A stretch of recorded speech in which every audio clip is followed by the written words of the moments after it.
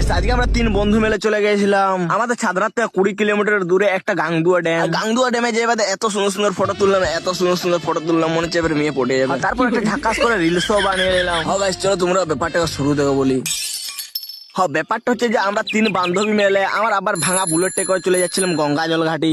আমি জানতে পারি যে এখানে ফটো তোলার অনেক সুন্দর সুন্দর জায়গা আছে। আমাদের ছাগলের মতো মুখগুলো একটু বেশি স্মার্ট লাগছিল বলে আমরা একটা করে মুখে মাস্ক লাগিয়ে নিলাম। তার বাদে আমরা চলে এলাম গাংদুয়া ড্যাম। এখানে আসতে না আসতে আমি ছুটতে নেমে গেলাম ফটো তোলার জন্য। আবে ভালো করে ফটো তুলবে। হয়ে গেছে আর একটা হয়ে গেছে, দাঁড়া একটা।